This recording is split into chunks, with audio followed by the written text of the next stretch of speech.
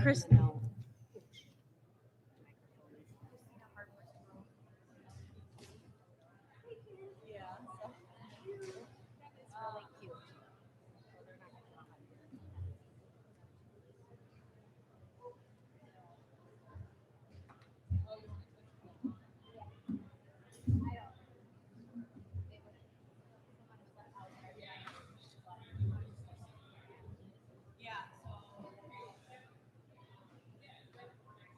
I'll give Mike a note. Well, when do they release for food? Let me see where that's at. Where's that at? Probably at the end.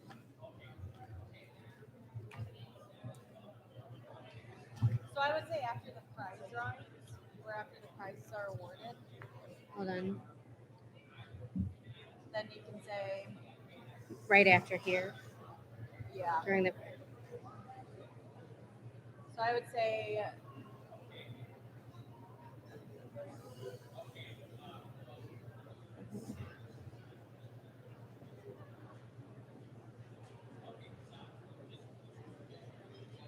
I don't know where you'd want to put it. so. Let's do thank you to our caterer, and then let's put it right after that. At this time, Pastor Gary Panetta would like to do a prayer Blessing before of the meal. And then while they're doing prizes, we'll serve them. Yeah. You want to do that? Yeah. I hope you don't yell at me, but You want me to write it names too? yeah. Yeah. Mhm.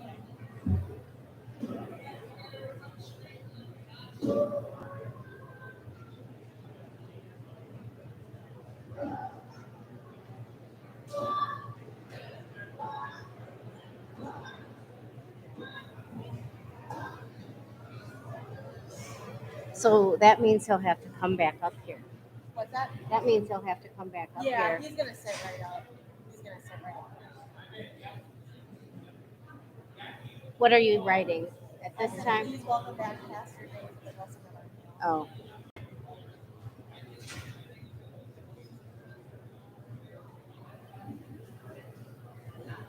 Please welcome. Pastor Dave for the blessing of our meal. No, it's not Dave. Oh, Gary. see, this is why. Gary Panetta.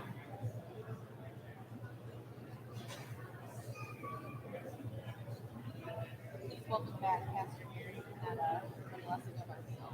Yep.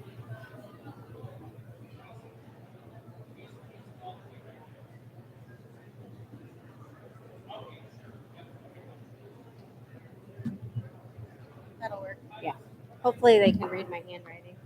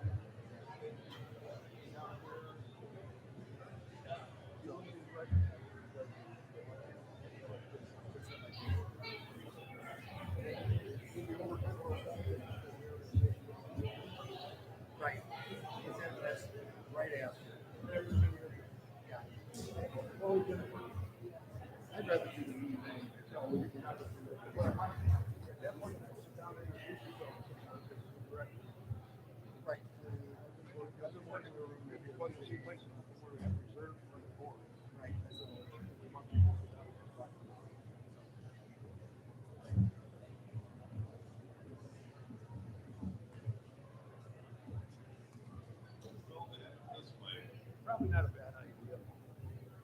My age would take a little longer.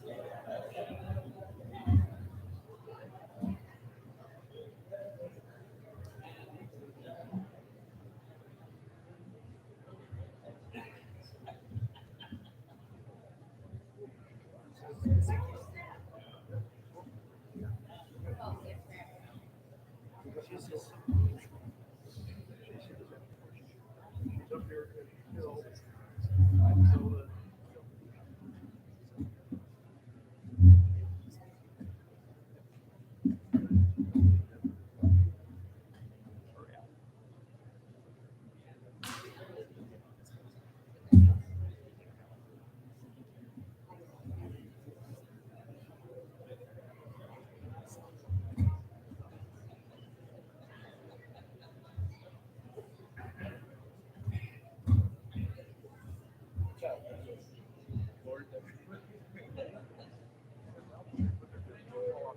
I talked to Val. It's all good. He's fine, I just blamed it on you. as you should.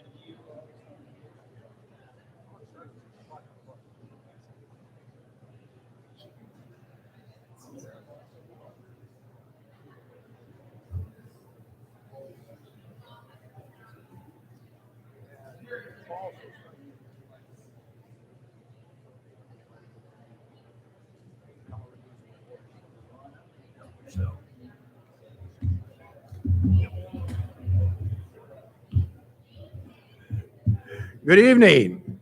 Paul, if you'd like to turn up this microphone so that I can be heard. Not that anybody wants to hear. Oh, there we go. Now we got the feedback. First thing, cell phones. Please put them on the vibrate mode or airplane mode. I will do mine while you do yours. Thank you.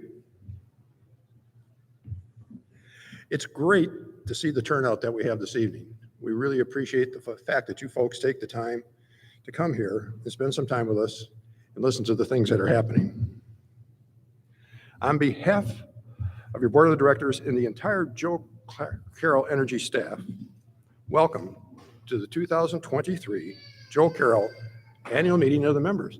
And there's a member to be that's not real happy yet. We will have a question and answer period towards the end of the meeting. We will answer the written questions that were handed in beforehand, and there are cards either at the tables or in the back that you can submit during the meeting, and we will try to answer as many of those as we can. Let it be noted that there is a quorum present. The 84th annual meeting of the members of Joe Carroll Energy will now come to order. The agenda for today is printed on page 1 of the annual report. Mike, are there any amendments to the agenda? Yes, Mr. Chairman, we will be adding a presentation by Eric Hobby, President and CEO of Prairie Power, Inc., which will follow my report. Thank you. Thank you, Mike. Now, having heard the motion to amend the agenda, I need a motion to approve the amended agenda. Can I have a motion from the floor and somebody help me out? I got a motion. Do I have a second? And I've got a second over here. All those in favor, please signify by saying aye. And those opposed, we have a motion and a second, and the ayes do carry it.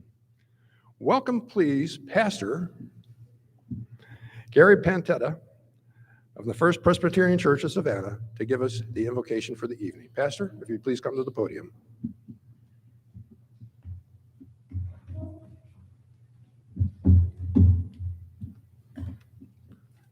Let us bow our heads in prayer. Merciful God, we thank you for all the blessings of this day. We thank you for the good gift of this creation, the Mississippi River, the eagles, the pelicans, the stately bluffs, the beautiful sunsets here. We thank you for the good gift of family and friends. We thank you for the good work that Joe Carroll does, for all those that contribute to its work in this area. We also lift up to you all those who are in need this evening, those who struggle to pay their bills, to make ends meet, those who struggle from mental illness, from addiction, those whose health is failing. Help us, merciful God, to demonstrate our gratefulness to you by learning to see the world in our community the way that you see it. Help us to practice our gratefulness by participating in your work to heal this creation where it is broken, and by helping the least and the last and the lost among us. We ask this in the name of our Lord Jesus Christ. Amen.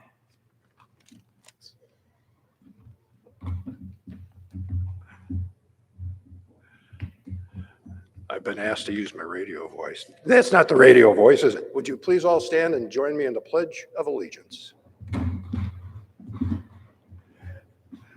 I pledge allegiance to the flag of the United States of America and to the government for which it stands, one nation, under God, indivisible, with liberty and justice for all. Thank you very much. Thank you, Pastor, for a great invocation.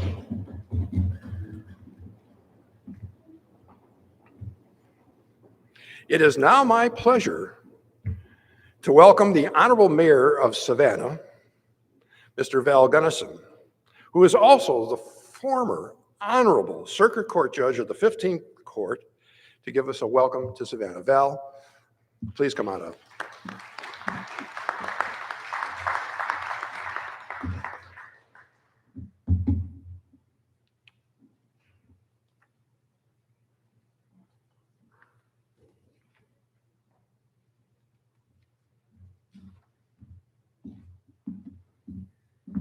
You know, it's a good thing that there really isn't any test to see if you deserve the term honorable. You just get to use it as long as people will keep saying it.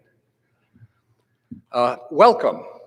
On behalf of the municipality and the people of the city of Savanna, I welcome you and I thank you for honoring us by having your annual meeting here in this high school building, which is, of course, part of West Carroll. Our beautiful little ancient town of Savanna has seen some changes. And I can say ancient, it's an ancient place, the town isn't ancient. But anthropologists are telling us now that Native Americans passed through this area by the river, settled here, had villages here, fought here, moved on, passed through, lived and died, and were buried here for over 5,000 years before the first Europeans found it. And we don't know anything about them. Other changes. When I was a boy, everybody in Savanna, everybody's dad seemed to work either at the depot, the Army depot, or on the railroad. You know, in the Vietnam War, there were nearly 2,000 civilians employed at the Savanna Army Depot. The viaduct, we still call the viaduct bridge the viaduct. You know, it's like an earthen road crossing some of those railroad tracks if you're heading south on 84. When I was a boy, it was a different bridge a little bit east, and it was on spindles. Why was it on spindles? Because there was all railroad tracks under there. There's probably 300 yards of railroad tracks. Burlington, Northern, and Milwaukee were doing switching there. Hundreds of people were employed there. Then the day came that the Army closed the depot and the railroad left. When I was a kid, we had over 5,000. I think it was something like 5,300 or so persons living in Savanna. Now we're under 3,000. Yet we have just as many houses. We have just as much roadway to care for, just as much underground fresh water and wastewater piping to care for, to repair, to rebuild. I've been the mayor of this town here for not even a year. Before then, I didn't know anything about city government to speak of. And when the city council was about to appoint me, I talked to each of the members so they wouldn't think they're buying a pig in a poke. And I told them, if you pick me, we're going to do three things. We're going to do something about the broken down housing. We're going to have 100% support of law enforcement. And we're going to be business friendly. And we've been doing that. We've been doing that. The riverfront is our jewel. We are working to make the riverfront at the city of Savanna the best access to the Mississippi River in all of Pool 13. That means everything north of Lock and Dam 13 up to Bellevue, Iowa. And we're getting there. We narrowly missed by $3,000 getting a 100-foot dock to go in at Marquette Park. I've still got my permit application on with the Corps. We're going to find something. We've taken down a lot of terrible buildings that have to go. I'm forming a union with the Park District. Sean Piccolotti, its president, and I, we're talking about how can we join the Park District and the city way better. The Park District has so much great land. We've got good riverfront land, but the Park District doesn't have access to much money. But we at the city of Savanna do. So it's a perfect marriage. So we're going to work out an agreement so that we can work together to enhance and develop the riverfront for generations of people ahead. There's a lot to be said. My wife has given me the cut the throat thing. That means I'm supposed to talk. Let me tell you one thing here. I've been retired from the bench now about 2 years, and so several years before that, then I was assigned to take a couple of cases in Lake County. And it happened to be a fellow who was charged with solicitation of murder for hire. He had offered money, handed the money to the individual for the murder of a Gurnee police detective and a prosecutor. And then while he was in custody, he mailed death threats to the judge. He was a white supremacist. He was really an unfriendly guy. So I was there quite a bit. And as I would, between hearings, I had 2 juries with him. Between hearings, I would gossip with the court reporters and the clerks and the deputy sheriffs that are maintaining security there. And we would talk about the crime that they're facing anywhere in suburbia. And I would ask them, why do you want to live there? Well, they had different answers. But here's what I told them all the time. When you retire, you should move to Carroll County. And they would look at me like I had a porcupine on my head. And they would say, why? Because you can buy a perfectly fine house in Carroll County for $75,000. No, yes, you can. No, yes, you can. You know what you would get for $75,000 in Lake County? I don't think it'd make a suitable garage. So I think there's something there for our people. If we can attract people from those areas, from the suburbs with good incomes that want to live in a peaceful area, in a peaceful, gorgeous area where their house doesn't get broken into on Wednesday, we can attract them here. Well, there's a lot to be done. There's a lot to be done. My wife's given me now 2 hand signals. So, my motto when I talk to the city council is this. I say, we, not just me, we are going to make Savanna better for the people who are here, that have invested their lives here. And when we do that, we will find that visitors will say, I might want to retire here. Or I might want to test the waters here.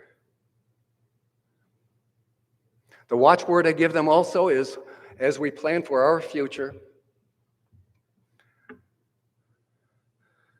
be smart, be ambitious, be optimistic, and aim high, aim high.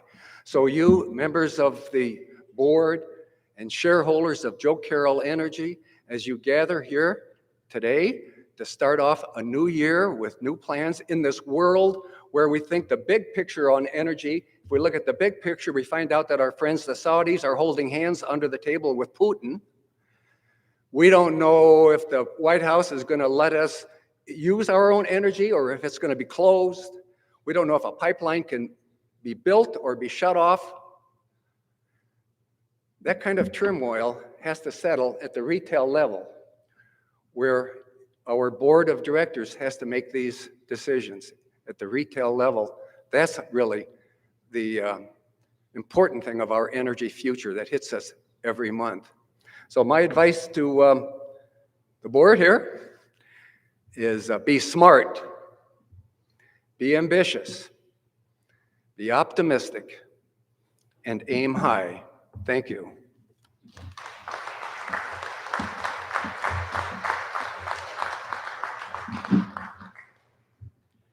Val, I want to thank you for more than one thing.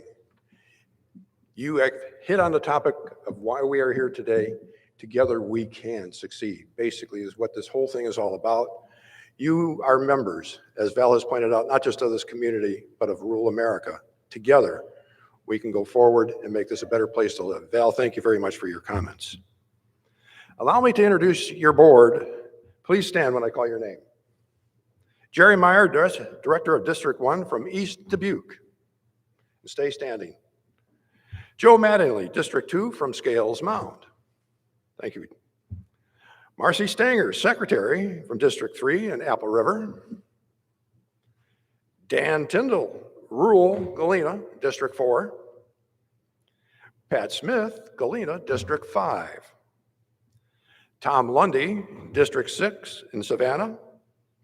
Russell Holsinger, our Vice Chairman from District 8 in Fulton. Larry Carroll from District 9 in Thompson. Robert Kuntz, our Treasurer from District 10 in Geneseo.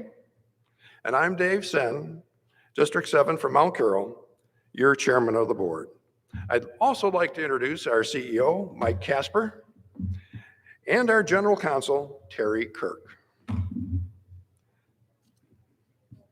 Are there any former directors that are with us this evening? Please stand if you're here. I know there's one because I met him before. Where are you at? Well, I guess, where are you at, Vern? Oh, okay, stand up, take your recognition. Thank you very much. Thank you for joining us this evening. And now, Mike, I'll let you introduce the members of the MAC.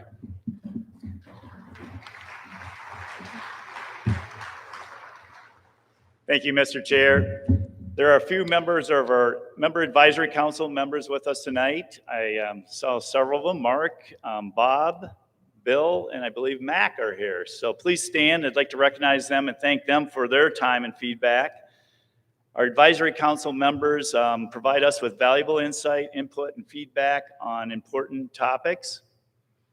Any Joe Carroll member who is interested in becoming a member of the Advisory Council may complete an application form, and they can be found on my co-op section of our website. You can also call our office and we can assist you. We are currently developing a program for this summer's meeting and expect to be held later this year. Next, I would like to take this opportunity to introduce several special guests. With us to my left is Eric Hobby, President and CEO of Prairie Power. Micah Bushnell, I know he's in the crowd. He's the Vice President of Power Supply and Marketing for Prairie Power. Next, Bill Jenke, Chair of Northwest Illinois Economic Development. I believe we also have several members of the Association of Illinois Electric Cooperatives with us tonight. Paul Dow is at the video today, trying to keep me in focus. And then there's Christina Harper, and I believe Brooke Gross might be also with you. Thank you for participating in this evening's event. I'd also like to give a warm welcome to our former employees, which I know there's a few of them in the audience tonight. If you could all please stand. There's Pat, there's Mark. Next, I'd like to recognize members of our current team who are with us tonight. Most of them are in the back wearing blue shirts. And I just want to say a big thank you, not only to our former and current members, our employees, for your commitment and dedication to safely serving our members. Thank you. And Pat Keeler just announced his retirement just at the end of May. And it's glad to see you here tonight, Pat. Thank you. Back to you, Dave. Safety moment. I don't think so. Oh, I do. Okay, my bad. Speaking of safety, safety is our #1 core value. We consistently promote a culture of safety for the protection of our employees, members, and the communities that we serve. So we start each employee and board meeting with a safety moment where we talk about a safety topic to help us keep focused on this most important value. Tonight's topic is portable generators. You might have saw one out by the balloon when you came in tonight. So summer storm season is upon us, and that means the possibility for power outages. If you plan to use a portable generator in the event of an outage, please remember to safely. They should only be used outside your home temporarily or in an emergency situation to power essential equipment or appliances. It is important to not connect generators directly into your household wiring unless you have an appropriate transfer switch installed for your safety and our linemen. This month's Highlines newsletter within the Illinois Country Living magazine contains tips on what to do before and using a generator. If you'd like us to bring a safety message to your schools, to your businesses, or other groups, please give us a call. Now I'll turn the meeting back to Dave for the approval of the minutes from the 2022 annual meeting. He was in a big hurry to give me the microphone back. I don't know. Last year's minutes are printed on page 6 and 7 in the annual report. Therefore, I'll suspend the reading of those minutes. May I have a motion from the floor to approve the minutes of last year's meeting as they were written? I need a motion. I have a motion and I have a second. All those in favor of approving those minutes as they were presented signify by saying aye. And those opposed? The ayes have it, and the motion carries. Next, Terry Kirk, our General Counsel, will explain the process of the director elections and will then proceed to present a bylaw change. Terry?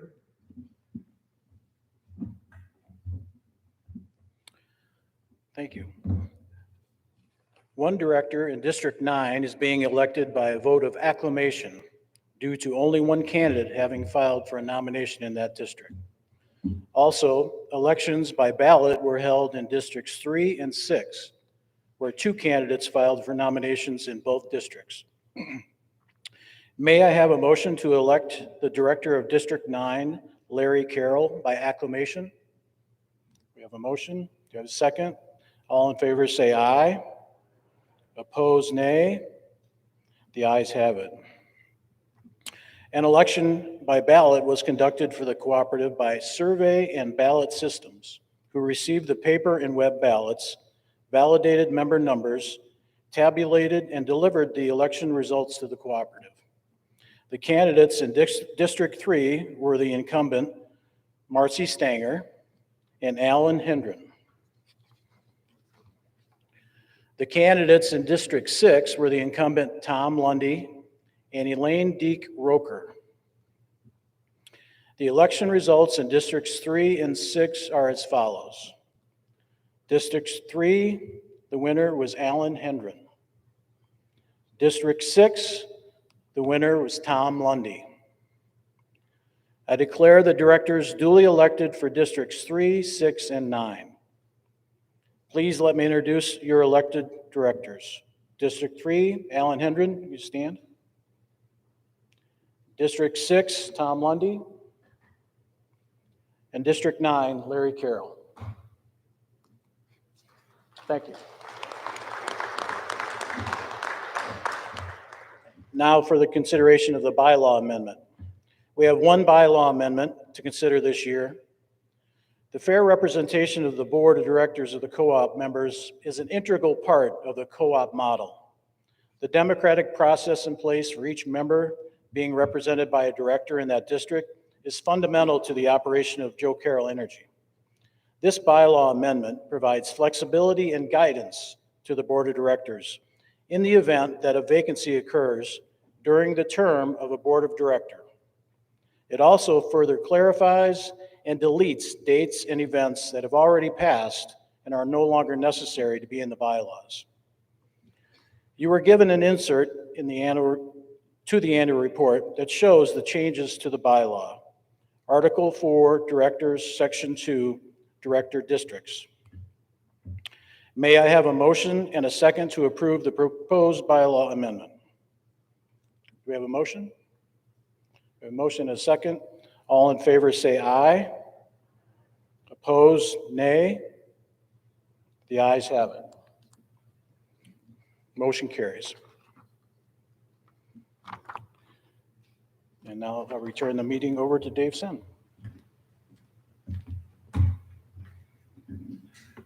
Thank you, Terry, and thank you all for being a part of this evening and the change in the bylaws. This meeting is, again, together toward tomorrow. Change is one of the more difficult scenarios that we all face.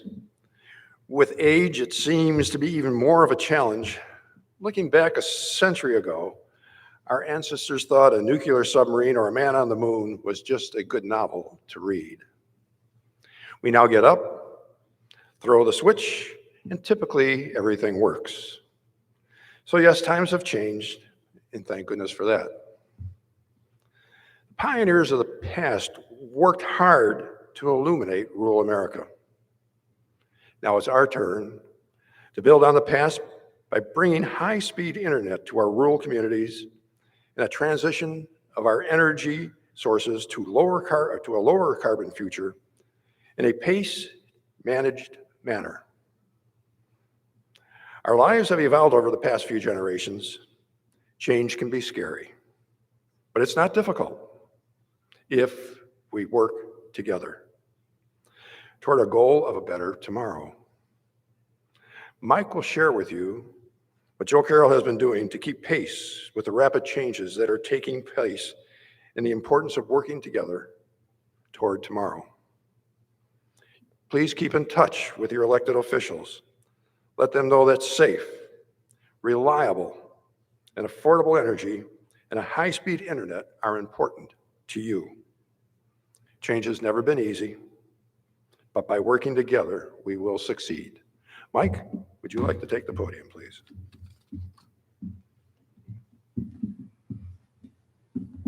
Thank you, Dave. 84 years ago, the first Joe Carroll annual meeting took place up the road in Elizabeth, Illinois. Just 6 years ago, I stepped on this very stage for my first annual meeting of the members. An important lesson that I've learned in the past 6 years is the value of working together. Whether it's filling sandbags, raising funds for special projects, or advocating for what is important to our communities, we can make a much larger impact by working together. Each of us is an ambassador for the community we live in.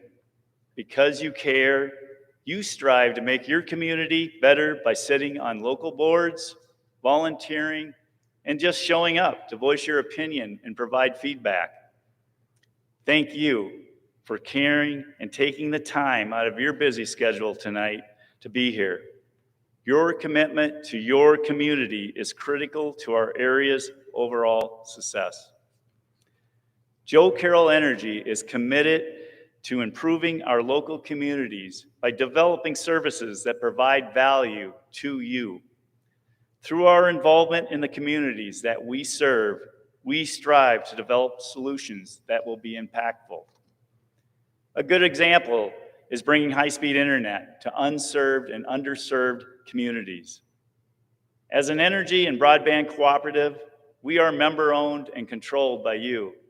As Val said, our shareholders, you are owners of us. We can't do it without you. Joe Carroll is grateful for your feedback through discussions, surveys, meetings, and conversations at the local coffee shop. You are the catalyst. By working together, we can make a better tomorrow. Around the country, nearly 900 electric cooperatives deliver energy to 1 in 8 Americans in almost every state of the Union. As I highlighted to the Senate Agriculture Committee last fall, and as Jesse Shackleton, Director of our Broadband Operations, testified last month, the United States Department of Agriculture is a necessary partner in our mission to build and provide benefits to our rural communities beyond electrification. We continue to work together with the USDA, the state, and other agencies, and you to accelerate the build-out of high-speed internet in rural areas. On the energy front, our ability to maintain safe, reliable natural gas resources and baseload electric power is critical. We continue to work closely with our partners in stressing the importance of much-needed new infrastructure to our legislators and our regulatory agencies. To maintain the reliability of our electric grid, intermittent resources such as wind and solar must continue to be complemented and supported by always available baseload resources. This is not prioritizing one energy source over another, rather to ensure we keep the lights on for rural American families and businesses. System reliability requires a base of firm, flexible, and dispatchable electric generation. Eric Hobby will go into the subject in more depth during his presentation that will follow. Rural electric cooperatives were built by and belong to the communities that we serve. We remain dedicated to delivering affordable, reliable energy to you. Today, our mission goes beyond electrification. Joe Carroll is committed to ensuring access to high-speed internet, and other value-added services for our rural families, businesses, and communities to give you a level playing field with your urban counterparts. We exist to enhance your quality of life by working with you toward a better tomorrow. Up next, I have the pleasure of introducing Eric Hobby, President and CEO of Prairie Power, a wholesale power provider, which Director Bob Coons and I represent Joe Carroll on the board. I am always impressed with Eric's knowledge of the industry and he and his team's commitment to providing us safe, reliable, and affordable power. Eric, the podium is yours. Do you have a clicker? Here it is.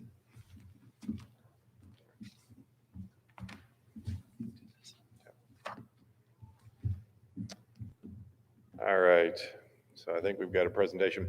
So I'll try to be quick about this. So there's a lot of information in here, but I know I'm standing between you guys and dinner, so we'll go through as quick as we can. But what I want to do is talk a little bit about power markets. And Mike talked about, the need for different types of generation. And like Mike talked about, we don't have a preference for any type of generation. They all have pros and cons, and I kind of want to talk about what's going on with the electric grid. And sometimes, let's see here, picture's worth 1,000 words.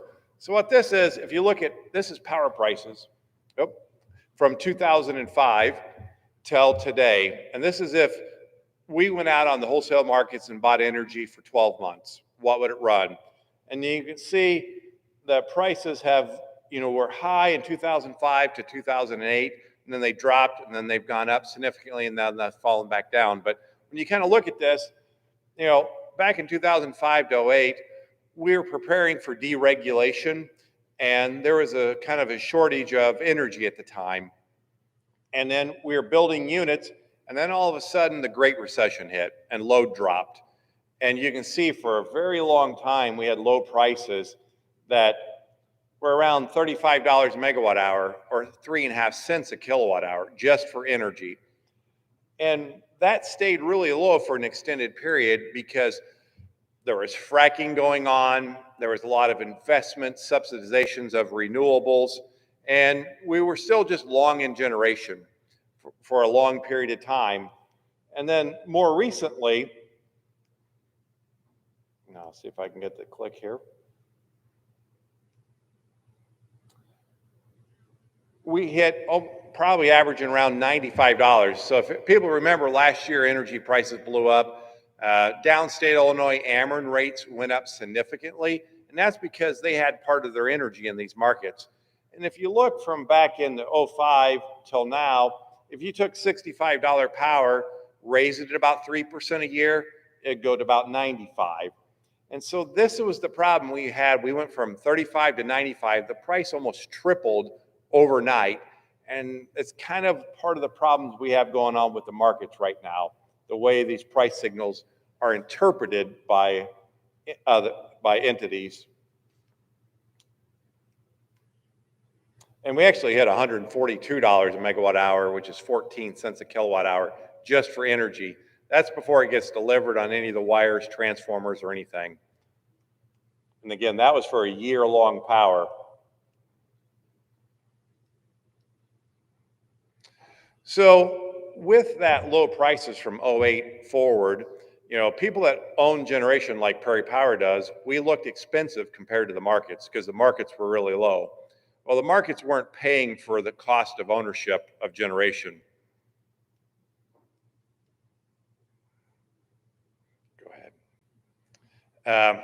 You know, and what I like to talk about is what is the value of excess electricity? So if you talk about, I tell you tonight we got 2-for-1 electricity. How many people turn on extra lights? Nobody. Extra televisions? You know, nothing. At the same time, when it's 102 out or -5, what's the value of electricity at that point? It's nearly priceless. And this is the problem with electricity. When you have extra, the extra is nearly worthless. When you're short, the next megawatt is nearly priceless. And so it's very hard to put that into a free market scenario and have it make sense to most people. So go ahead and advance. And what I think has happened is policymakers have misinterpreted this for a long time. We had a long time where utilities built generation, owned it, and it was in rate base. We didn't really have free markets. Then we suddenly had free markets. So like for Prairie Power, when we had excess electricity, anything above our variable cost, we're willing to sell it in the markets. Well, that didn't mean it was the cost to own because you still had the mortgage on the generator, but you're just trying to beat the variable cost of making the next kilowatt hour of energy. And so the markets kind of started saying, well, look, energy is really cheap because the mortgages rates were sort of hidden, the cost of owning generation, and then everybody was just producing that long load time. And people said, let's stop building generation because the markets are so cheap. So let's go ahead and advance. So, you know, people that own generation were costly, and go ahead and go. You know, and all of a sudden we said, let's just buy from the markets. And Illinois went all in. Illinois is fully deregulated. ComEd doesn't own generation, and Ameren doesn't own generation. The co-ops still do, and the munis still do, but our majority of our load in Illinois is fully in the markets. And for a long time, that looked really good until, as that graph showed last year, it completely changed. So go ahead and advance. So, you know, again, all the states, utilities, and others stopped building. And I kind of describe like Illinois is buying this cheap energy from the markets. Well, we were buying the excess from our neighboring states. Well, those neighboring states eventually started saying, well, look, Illinois is buying it really cheap from the markets. Why are we building generation? And so the neighboring states started building less generation. And what is the markets? The markets are just the excess generation from the utilities that exist. Without the utilities building and owning generation, there is no free market energy left over. So go ahead and advance here. So again, you know, as we continue to shrink that pool of available generation, we're approaching scarcity, and we, again, had the prices blow up last year. They've come back down a little bit, but we'll go ahead and go to the next slide. So what's happened today, capacity markets are very volatile, but energy's been, capacity's been expensive, and energy's been volatile. And what I mean by volatile is when you look at those, the price spikes that were on that first one, so you're going to see long periods of when the weather's mild, we're going to have very low prices. And then when weather gets really warm or really cold, prices are going to get very expensive in a hurry. So right now, you're probably paying somewhere in the range of 10 to 15 cents a kilowatt hour That's what most people pay delivered. Texas, because they have a similar free market, well, that represents about $100 a megawatt hour. Well, prices went to $9,000 a megawatt hour for 5 days in Texas during the February events of 21. Each day represented about 1 year's worth of electricity cost to every consumer. They're having to pay that off by paying $20 a month extra on most people's bills for the next 20 years. And so there's a lot of volatility. As soon as you get scarce, the prices will spike. That's what we're trying to do with our portfolio, is hedge out those potential volatility in the markets. Because when we go short, the markets give very high price signals because you got to start shedding load and you got to pay that load to turn off, and that's very expensive. So go ahead. So you don't build new generation overnight. To build a new generator, if you want to build a new gas turbine, it would take 10 years if we started today. You know, to look at being able to get siting permits, planning, air permits, and with the EPA regulations that are out there. So this is a long process. Plus, you typically finance these things over 20 or 30 years. The markets only pay you at most 1 year at a time. So it's becoming very difficult to get those built. So go ahead and go. You know, and the extended periods of cheap energy I talked about with Texas. Go ahead and go with the next. And the other part too is when we build new generation, the regulatory risks are very uncertain. We're building something that's going to last 20 or 30 years, but last week, 2 weeks ago, the EPA just announced new rules that impact all the fossil fuel units that make them basically inoperable or very expensive to operate post 2030. And so if you built something in 2025, you know, or say 2015, that planned to go to 2045 because it's 30 years of operation, well, suddenly the whole economics just completely changed on you. So again, there's a high uncertainty there. So go ahead. So do you own assets or do you buy from the markets? Well, both have lots of risk. So go ahead. What we're trying to do, like any good portfolio, if you invest, stay diversified. We own 2 solar farms. We just did a large purchase off another one. We own output from a wind farm. We're part owner of the Prairie State Power Plant. We own 6 gas turbines. We own a fuel oil turbine. We're looking at a battery project in Southern Illinois. And we also buy from the markets. We buy short-term and long-term. We have a diversification of that so that we don't have too many eggs in any single one basket. Now, there's pros and cons to that. So if you think about, I use the example of Bitcoin. If you invested in Bitcoin 5 years ago, till a year or 2 ago, you did really, really well. No diversified portfolio performed near as well as that Bitcoin went up. If you bought Bitcoin 2 years ago till today, it's gone down tremendously. And so you took massive losses. So we try not to invest in any one portfolio, but by being diversified, you're never going to be the best performer, but more importantly, you'll never be the worst performer. And that's kind of what happened with Ameren rates last year, because Ameren customers that were fully in the markets, one of our linemen lived out in an area where he was served by Ameren. His energy only rate was 4.5 cents. His renewal rate for energy only not delivered, that's no co-op cost added to it, went to 16 cents. By the time it got delivered, it was north of 20 cents. So again, tripling the rate. That's what we're trying to do to avoid that. So go ahead and advance. So when you look at what's going on today, you know, the push is renewables, renewables, renewables. Well, a lot of us in the industry talk about renewables. They're also intermittent resources. Right now, solar is quickly going to zero output, and it'll be zero all night long. Most evenings, the wind dies down. They don't call it the dog days of summer because your wind is blowing your hat off your head. It's usually very still. And sometimes in the coldest days of the year, it's too cold for the turbines to operate. And you know that gives a very different dynamic to the electric grid. Now, we do like them because it's a very low variable cost of production. Basically, you have no fuel cost. But natural gas, with the new EPA rules, it's kind of under a push to say maybe it's not as favored as it once was. So go ahead and go on to the next. What's interesting about natural gas, wind, solar, it's what I call JIT, or just-in-time fuel supplies. So basically, you need the fuel to be delivered at that instant for it to work. So if a cloud goes by, the solar output drops tremendously. You can watch solar farms drop 50, 60, 70, 80% just from clouds passing by overhead. Same thing with wind. We've seen the whole Midwest area, the market that we're in, drop 80% of its output over 1 hour just because a front moved through and the wind went away. You never had 80% of all the coal plants go offline at the same time. And if you remember back in February of the Texas events, well, what happened with some of the load shedding, they dropped gas compressor stations and all the gas lines turned off, and all of a sudden all the gas turbines turned off. Again, gas turbines are just in time. Coal plants have a large pile, 30 days worth of supply. So I'll go ahead and go on to the next.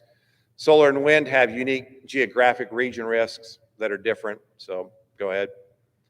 And natural gas prices are rising, and they can become very volatile, and I'll kind of talk about that. Go ahead, the next slide here. So how dependent on natural gas is the electric grid? So go ahead and go back one here. So the green bars are the price of energy. The blue line is the price of natural gas. Anybody see any similarities there? The markets, we're all the time on the margin on natural gas units. So electricity prices are being set by the price of natural gas. That's the one thing you should take away from there. We're always on the margin in natural gas. So if you go to the next slide, what this is the red line is the consumption of natural gas, and the blue line at the top there is our production of natural gas. And go ahead and go. And so for a long time in the early 2000s, we were importing natural gas from outside the United States. But most of it came from the US. We were pretty much a domestic market. So what we produce is what we set our price on. Go ahead and go to the next. Now you can see we actually produce more gas than we consume.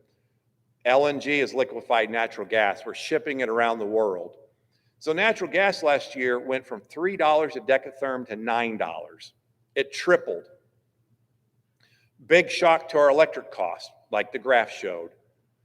But $9 relative in the world. Japan is paying $50 a decatherm, or about 25, I'm sorry. Europe is paying $50 a decatherm.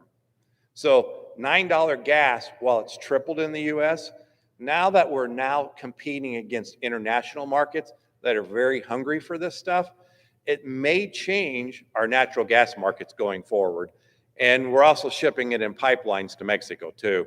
So as we build more and more LNG terminals, we're no longer going to be just pricing natural gas off of domestic demand. We're going to be pricing off of global demand. So go ahead and go to the next slide. And that's the zero reference price or production. And you can see the green line, we're now a net exporter of natural gas. We used to be an importer.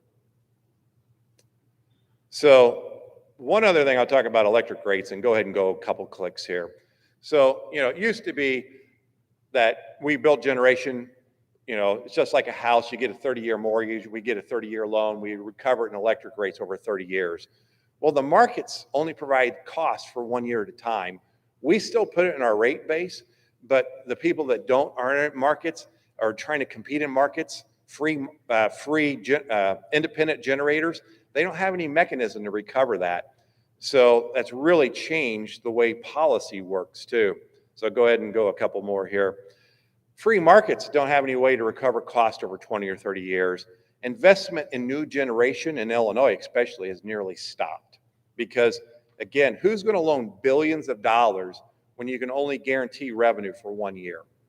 And that's really changing. And policymakers also trying to look at that. That's why we've had to bail out the nuke plants a few times. So go ahead and go to the next slide here. So again, who's going to risk that? So now you're looking at generation that's heavily subsidized. It's all the renewables. They're getting big tax breaks. So go ahead and go a couple more here. So again, we're targeting with taxes intermittent resources. And, those are the ones that are politically favored. They have a place in the electric grid, but not everything, especially today. So go ahead and go.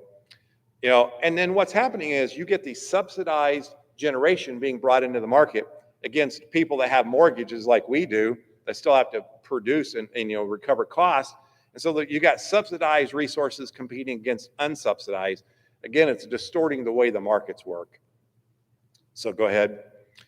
And one thing I'll say is what's kind of interesting, electric rates have gone up, but they've gone up more than most people realize because we are now paying for new generation and our taxes. Taxes now are the new electric utility bill because we're subsidizing so many generation assets through taxes.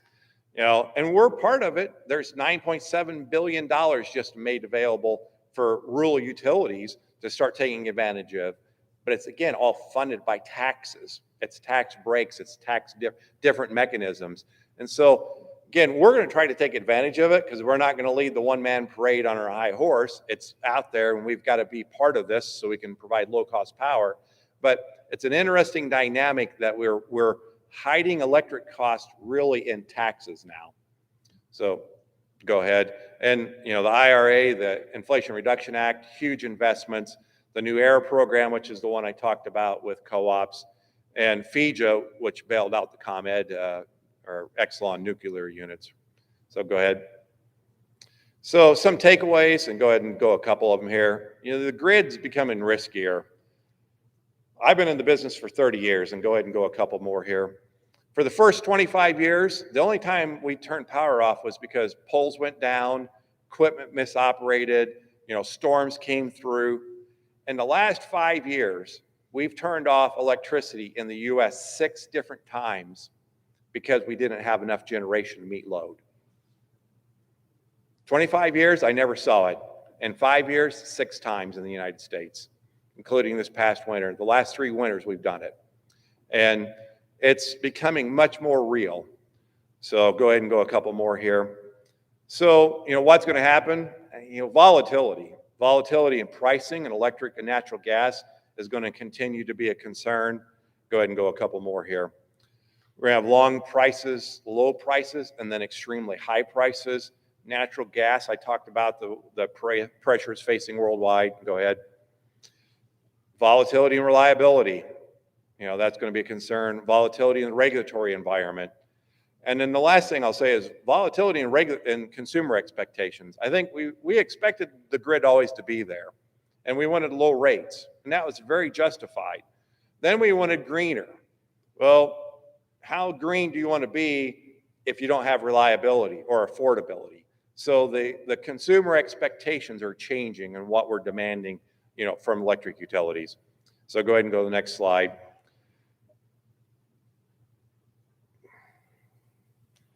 And what I'd say is we've been warned, and go ahead and go a couple here. A FERC commissioner just testified at Congress on May 4th, said, I think the United States is heading towards a very catastrophic situation in terms of reliability. And go ahead and go, next one. Go back, right there. Just leave it right there. So the core of the problem is very simple. We're retiring dispatchable generation faster than we can replace it, basically. NERC is the National Energy, or North American Energy Regulatory Commission Corporation now. They are basically an independent body that's just in charge of reliability. They have no skin in the game. They don't own generation. They don't promote anybody. They're just the people in charge of reliability. They are formed basically after the East Coast blackout in the 60s, and they've been coordinating reliability ever since. They just issued a report that basically 3/4 of the United States is at elevated risk of potential blackouts in the next year. You compare that to 2020, they only warned about Texas. Prior to that, there was really no warnings. So again, their only job is to promote reliability. So I think go ahead and go. I think that's all I've got. So thank you. I know it's a lot of information. I'll be around afterwards if you got a few questions, but thank you for the time. And Mike, thanks for the invite. And sorry it took so long.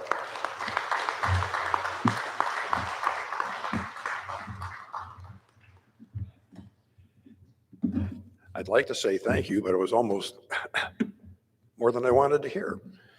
But at the same time, what was the reason that we were here tonight? Working together, we can succeed. All of you have a responsibility to talk with your neighbors, to give us input, and more importantly than ever, please work with people like your mayor here in the town of Savanna, who said he is willing to work together to improve our communities moving forward. We need all of you, each and every one of you. So please help. I would now like to entertain a motion to approve the financial report, which was printed on pages 12 and 13 of the annual report. May I please have a motion? Come on, Al, give it to me again. Thank you. A second. I've got one in the back.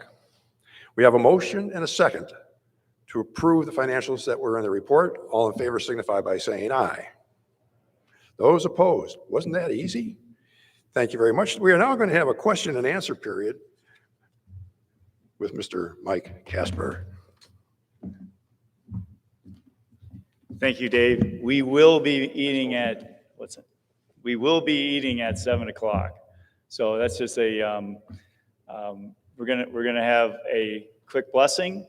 I'll do a few questions, but we will be eating. So how about you coming up at 7? How's that for the blessing? And then just giving everyone else a little prep time to be prepared for 7 o'clock, maybe 7:01 on the dot. As Dave previously mentioned, we'll be answering questions submitted before and during the meeting. If you've written down any questions, please raise your hand with them if you have them with you, or if you had brought them to the back, please bring those up forward so that I have them. There we go. We have a few. Good. Thank you very much. We also provide the opportunity for those who are unable to attend to submit questions, and there'll be a drawing for bill credits for those questions later. I have 7 to start with. Question 1, is there a discount for members who use more than one service from the cooperative? Good question, but no. And that's because we track each business unit separately to allocate capital credits, and you get your credit either on your bill or you get a check depending on the amount. Question 2, is there any likelihood of additional package tiers for the fiber service that might be in between the current tiers? For example, 100 by 100 or 500 by 500 package. We have some good news. Your board recently approved a higher symmetrical speeds for the current tiers. So for example, the 25 by 25 service, that will be upgraded to 100 by 100 for the same price. And details and timeline will follow. There'll also be a gig service, 2 gig, and even a 5 gig service. Question 3, how do I take advantage of streaming services and gain a better understanding of the cost of these services? We recommend our Stream Now guide. That's on our website. It helps you, walks you through the different prices for and also the different channels that are available through these streaming services. And that can be found on our Sand Prairie website. It's a great tool. Question 4, what is Joe Carroll doing to get off fossil fuels and supply electricity from green sources such as solar and wind power? In addition to working closely with our members to interconnect solar, we've probably connected more solar per number of individuals per mile than any other co-op in Illinois. And so we work closely with them in interconnecting solar. Joe Carroll also has supported 3 community and 1 utility scale solar project in our electric service territory. And we also work closely with our wholesale power suppliers like Prairie Power, and as he talked about, having a diverse portfolio, including renewables. Question 5, does the fiber come all the way into the home? That's a good question. And yes, it does, directly to the router, which is located inside your home. Question 6, does Joe Carroll have plans to encourage electric vehicle charging in the home? Yes, we will be performing a rate analysis that will consider a future home charging incentive rate during off-peak periods when, for example, there's not air conditioning. So that'll be more like in the nighttime hours. So you can trickle charge that EV during the night while you're sleeping, if you so choose, which may also include an EV charger incentive through our wholesale power provider, which would mean like a $400 to $800 incentive that would go towards that EV charger. Question 7, we have been signed up for fiber optic internet for years and are wondering how much longer until it comes to our rural area. We appreciate your patience. You can follow our progress on connectsp.com. We do have a strategic build-out plan for our entire service area. There are obviously many variables in that, including overall member interest, which may help improve build-out lead times. So I'm going to put a plug in there. Please keep reminding your neighbors if they haven't signed up yet. That's an important factor in us making that decision. So we do have some questions, but I'm going to have, I apologize, Pastor, your name, but if you could come up faster, we'll come up and then we can start serving, and then we can do some additional questions, and then we can also do the drawings.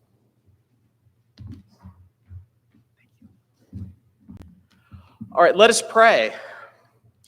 Merciful God, we thank you again for gathering here. We thank you for the hard work of this board and all that have contributed to Joe Carroll. We ask you to bless the hands that have prepared the food we're about to eat and bless our conversation to your glory. And we ask this in your holy name, Lord Jesus Christ. Amen.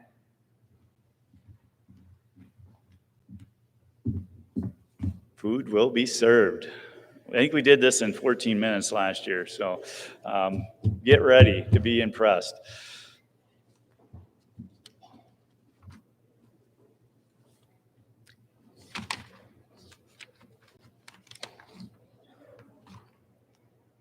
So I will return the meeting to you, Mr. Chair. Let's do them afterwards. You want to finish the meeting? And this is just for any unfinished business.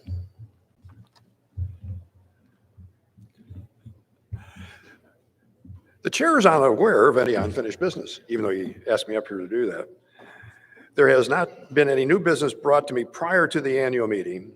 There being no new business, I declare the 84th annual meeting of the Joe Carroll Energy members adjourned. Obviously, now dinner is being served. Mike, I will turn this back over to you. Why don't you handle a few questions, and you folks go out and find a seat with our members and enjoy the meal also. The reorganization meeting will take place after the meeting here and the meal. I believe it's down the hall where we got our pictures taken. Again, thank you very much, and we look forward to seeing you all next year. Mike?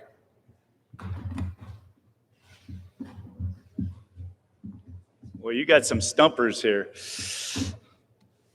These questions. Good questions.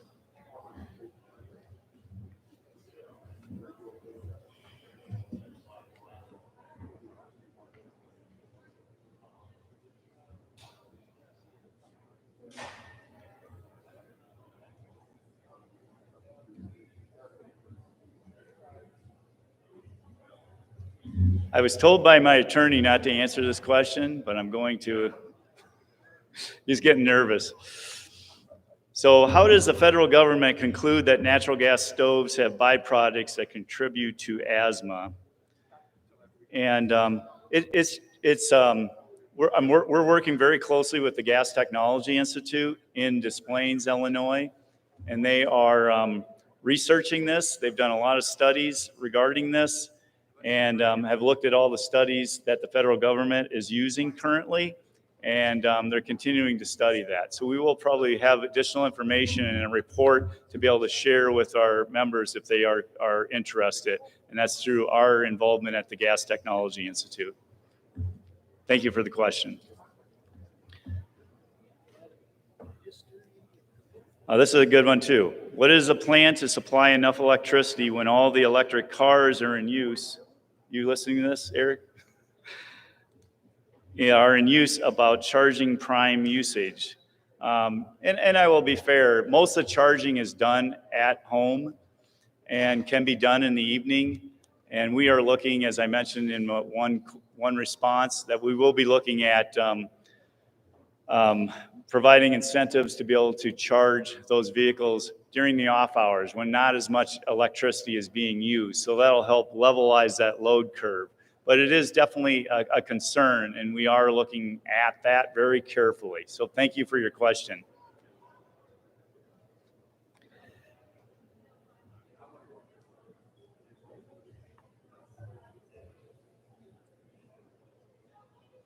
Oh, I'm not gonna. So there's a payback. This is a question regarding solar. If they're saying if your light bill is under, or your electric bill is under $100 a month, and you're over 70 years of age, what we are hearing is average payback for solar is approximately, it was closer to 5 to 6 years, 7 years, but because of higher costs for the panels and such, we're hearing is closer to 10 years, but that's just that's hearsay at this particular time. So hopefully that answers your question. It's really up to you if you want to,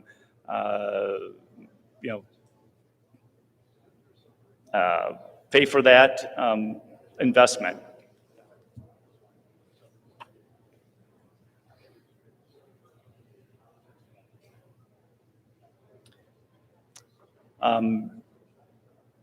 Jennifer. Jen, are you here? Kyle, could you get Jennifer? This is a question I'd like to get. She can do a much better job than I can with addressing this question.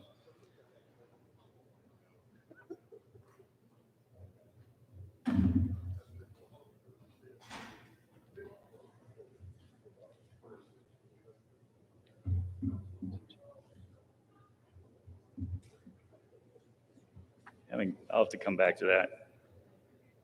What happens to solar panels after they're done, or their life is, how long of a lifespan do they have? From what we have seen, approximately anywhere from 20 to 30 years. And this is also for wind turbines. We've heard anywhere from 15 to 25 years. And this is especially wind turbines. They've been around for a longer period of time. Technology obviously is advancing. So what is the cost of each of these? Certain costs to these, but to get, again, I'll just answer that. That's about all I really feel comfortable in answering at this point in time, is that solar panels in between probably 20 to 30 years, and wind turbines between 15 and 25 years. But thank you for the question. Oh, Jennifer, I'm gonna read the question so you have time to think, but I know you know. They're building, oh wait, that's the wrong one. They say we should buy and purchase locally, and that's a fair enough question, which we do, but we have our billing done in Alabama, and Jennifer has responded to this question many times, so go ahead, Jennifer. Thank you so much for the question. One of the common misconceptions we have is that the remittance stub on the bottom of your billing statement has a mail-to address in Alabama. During COVID, we found that it was getting more and more difficult to be able to process those mail-in payments and be able to get them done on time, because we had sent a lot of our employees to work from home to help isolate and protect during the COVID pandemic. During our business continuity review, we said, maybe it's not just COVID. What if we have a disruptive event that causes us to be able to do that if something happens to our headquarters building or anything else?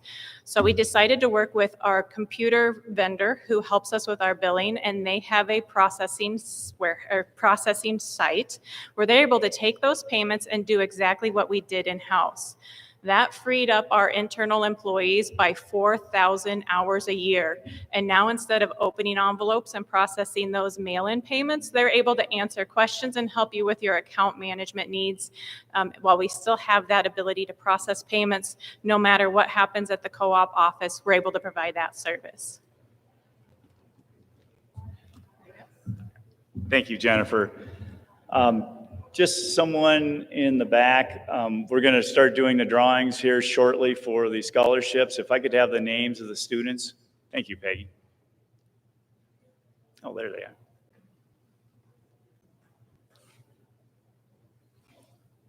are. There's one question, and I don't necessarily, I think I can't.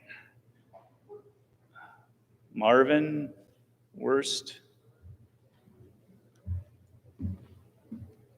I think I have that name. If you'd like to, I'd be happy to answer your question, but I don't necessarily want to answer it here.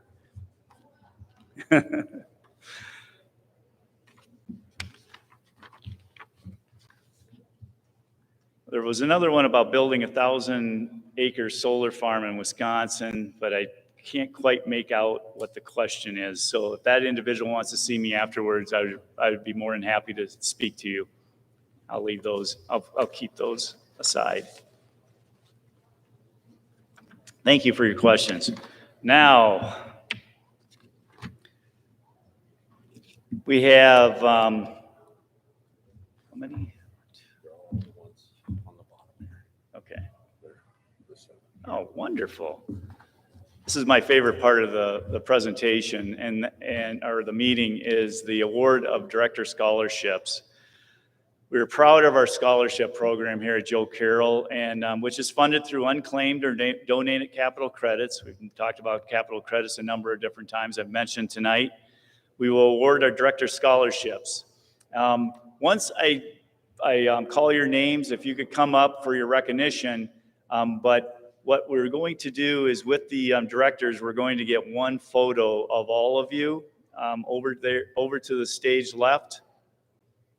Or is that stage right? I was not very good at theater. Stage right, I knew you would know. She's one of our awardees. So these graduating high school seniors were required to complete a short application, and if you applied for the scholarship and did not provide your name at the registration desk, although I think you did, if you did not, please raise your hand so we can record your name. Means $500.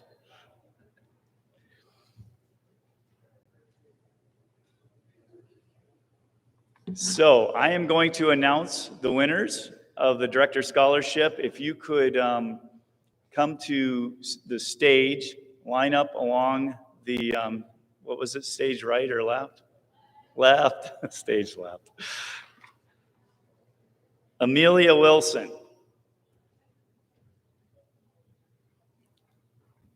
Chloe Rowland.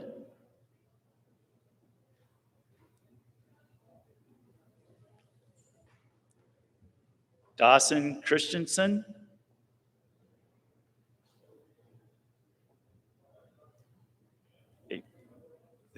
You can just line right up along there. Thank you. Yeah, just right there. No, right, yeah. Stage left, right there. That's fine. Everybody will come on. There's going to be 7 of you. Jamie Schnitzler, is that right, Jamie? Melissa,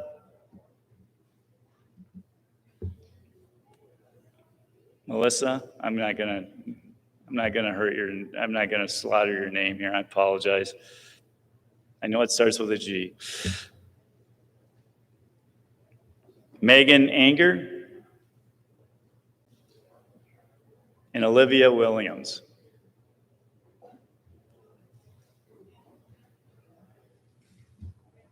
Are there any others that we have in the audience that would have signed up?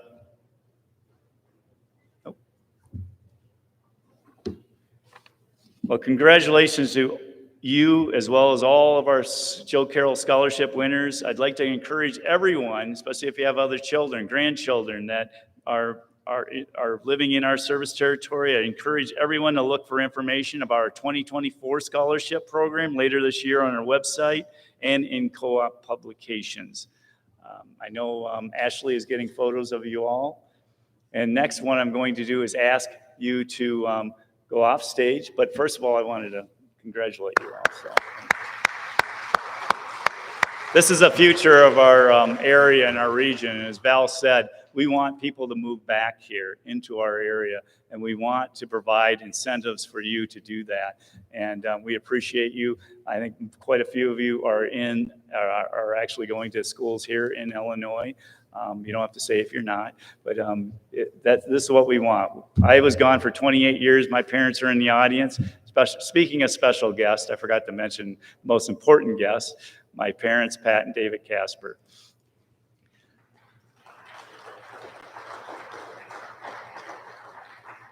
You can go off stage left, and Directors.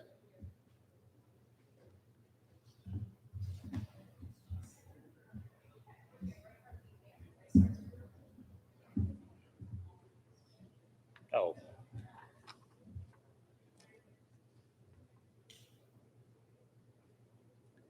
Directors, do you want your photos? If you would like to come up, I know you're already seated eating, but it would be great to have a photo with all of you. This is the Director's Scholarship, so I sure appreciate that. I also, while they're doing that, I'd like to recognize Jocelyn as a recipient of our Joe Carroll Scholarship Award earlier this year. She is with us tonight. I had an opportunity to speak with Jocelyn earlier today. She is going to be going to Carroll College in Helena, I should know that, Helena, Montana. So we appreciate that you came tonight and with your mother.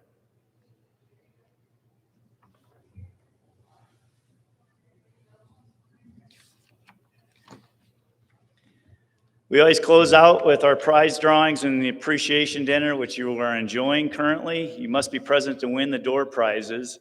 You do not have to come up to the stage. I want to emphasize that. We'll note the names of the winners. And during the prizes, we invite you all to remain seated. And then thank you. Last but not least, I want to thank the caterer, the Fulton Meat Locker, and the Joe Carroll Sand Prairie team who has served you. And I'd also like to thank the entire West Carroll School District for having us tonight, as well as Officer Meeker, who is watching. There he is in the back.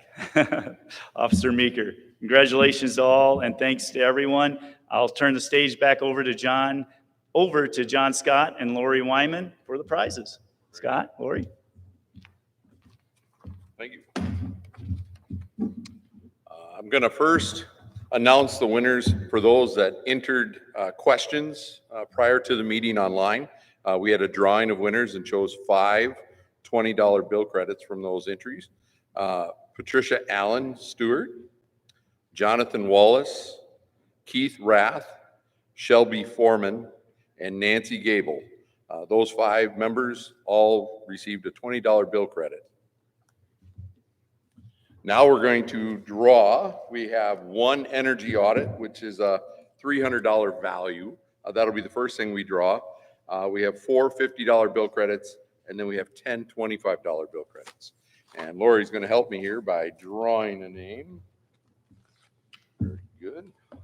So the winner of the energy audit with the value of $300 is Vernon and Thelma Law.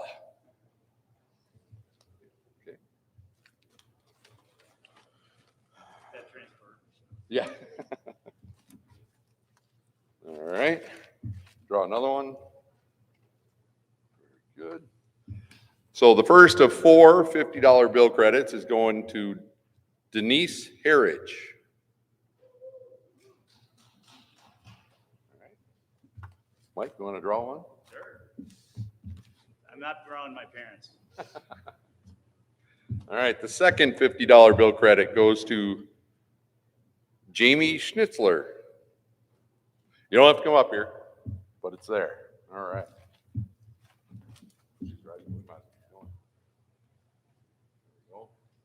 So that was 2, right? So this is the third of 4. This one goes to Melvin and Patricia Halstead. All right. There we go. You. And the final of the 4 $50 bill credits goes to Roger Johnson. All right. Now we're going to draw for 10 $25 bill credits. Go ahead. Very good. Number 1 goes to Ronald and Nancy Shear.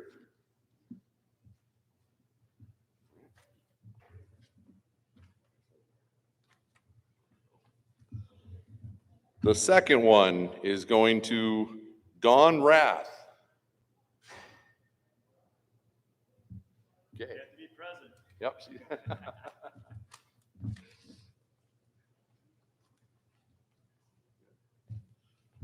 The third one is going to Margaret Ann Wooster.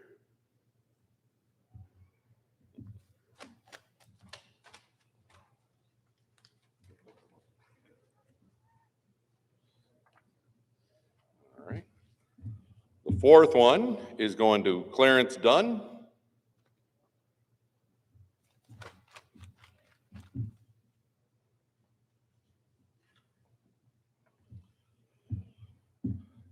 The fifth $25 bill credit goes to Clyde and Levon Eden.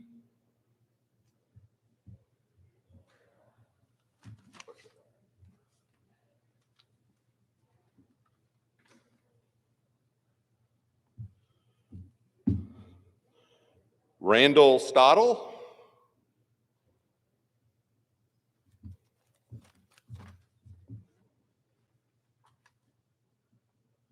And the seventh one goes to Brad and Sharon Law.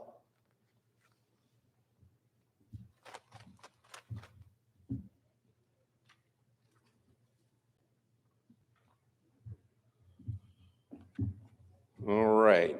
Albert Thiel.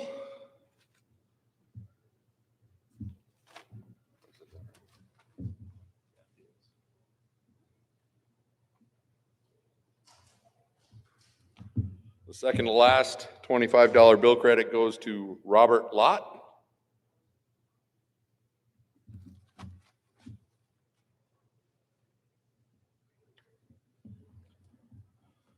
And the final $25 bill credit goes to Kathy Filipiak. All right. And that's everything. Very good.